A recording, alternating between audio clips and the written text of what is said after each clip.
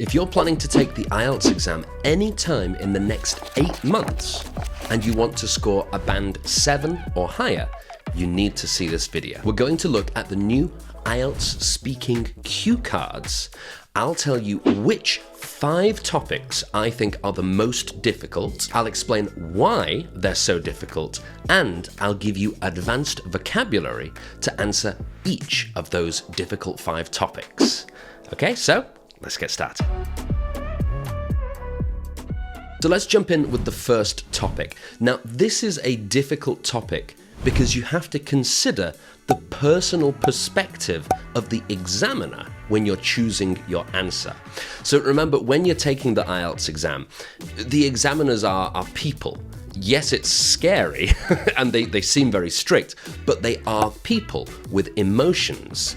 And if you choose the wrong type of answer for this question, you could make them angry, and then they're going to give you a lower score. So what kind of thing could make them angry? So it's if you say that something that they believe in or something that they have should be made illegal. Why would you say that? Because that is our first difficult topic. It's a part 2 topic. Describe a new law that you would like to introduce. So just imagine that your examiner has some tattoos and you say, well, I think that tattoos should be made illegal. How is your examiner going to feel? They'd probably feel quite offended, quite hurt, maybe a little angry, and you'll see your score starting to come down. Now we're looking at 4 different IELTS speaking dangers in today's video. These are questions that could stop you getting a band 7 or higher. And together, these 4 dangers make my cough system. Because when you see these questions, you go, oh my God, that's difficult. Oh, that's so dangerous. And so we're still working on this system. But the CO in my cough system is controversial. So controversial when a topic can make people angry, when people have strong opinions about a topic. So what we have to do in this situation is choose an answer that is not controversial, so we don't make the examiner angry. Let's take a look at 3 I think suitable choices for an uncontroversial law that you could introduce. Number 1, a law to give free education to children. Everybody likes kids. Number 2, a law to improve animal welfare, because most people like animals. Or 3, a public health law, for example, keeping rivers clean, because nobody really wants rivers to be dirty. So these 3 topics are going to be much safer than choosing something like making tattoos illegal. Now let's see 5 words or phrases that you can drop into your answer to improve your vocabulary score. Now we're going to do this part quite quickly, but if you want to learn these words more, we have the words and the definitions and an example sentence here under the video, so make sure you check that out. So number 1 is pass legislation. Legislation, that means to make a new law. 2 is incentive. That's when you encourage people to follow the law by giving them something good if they do follow it.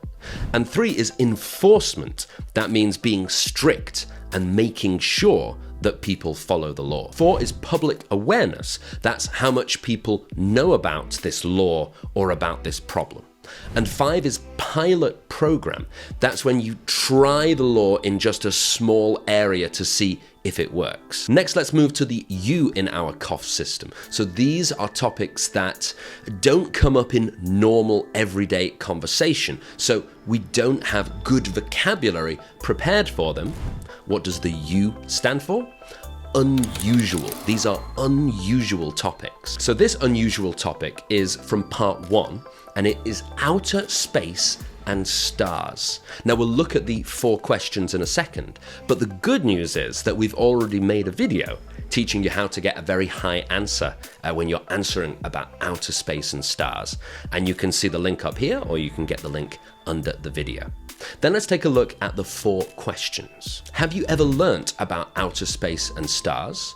Do you like science fiction movies? Why? Why not? Do you want to know more about outer space? And do you want to go into outer space in the future? And then let's see our 5 pieces of advanced vocabulary. Number 1 is space exploration. So that's the noun of exploring space. 2 is zero gravity. That's the situation in space where people are floating around. 3 is interstellar. Interstellar. So that's when people travel between different stars. 4 is light year, and that literally means how far light travels in 1 year, but we also use it in kind of a more creative way. We could say, oh, we are light years away from living on Mars, and it means we are a long time away from it. And then finally, sci-fi. People see this and say, sci-fi? Sci-fi? It's sci-fi, science fiction. So movies about the future and about space. Then let's move to the 3rd difficult topic. This topic is difficult because it seems easy, and it's another part 1 topic, so it will come early in the exam and it might surprise you. Now, the key thing to think about here is using different tenses when you're talking about your childhood memories. So the questions: what did you enjoy doing as a child? Did you enjoy your childhood? What are your best childhood memories? And do you think it's better for children to grow up in the city or in the countryside? Now, the main danger here is that you forget to use the past tense. That's probably the number 1 most common mistake that people make in their IELTS speaking test, and it can really pull your score down. And which part of your score does it pull down? It's the grammar. So this is the G in our cough system. G for grammar. This is a danger of bad grammar. Remember that the examiners will be counting your mistakes and deciding your score partly based on how many mistakes you make. So it's really important to listen to the question. For example, if you hear the word did you enjoy should be past tense, but do you enjoy should be present tense. Let's take a look at some vocabulary for childhood memories. The first is formative years. That means the early years of your childhood. Number 2 is idyllic. Idyllic. And that means like perfect, peaceful, wonderful. 3 is carefree. So when you don't have many responsibilities as a child. 4 is nostalgia, which is the kind of happy but sad feeling we have when we think about the past. And 5, bonding time. Bonding time is when you spend time with your friends or your family and you build your relationships. So finally, we reach the H of our cough system. And I want you to listen to these last 2 difficult topics and see if you can spot the danger. Think about, what does the H stand for? So these are 2 part 2 topics. So you have to talk for 2 minutes, a long answer. The first one is, describe a place where you have taken photos more than once. And 2, describe a tourist attraction that very few people visit, but you think is interesting. So what do you notice about these 2? I think they are very specific questions. For example, if it's a tourist attraction, why do many people not visit it? And if you're taking photos in a place, why would you do it more than once? So I think these questions are hard to choose an answer for. So the H in our cough system is hard to choose. Now I'll tell you which place I would choose for this question in a minute, but the really important thing to remember is that you have to prepare before the exam for these types of questions.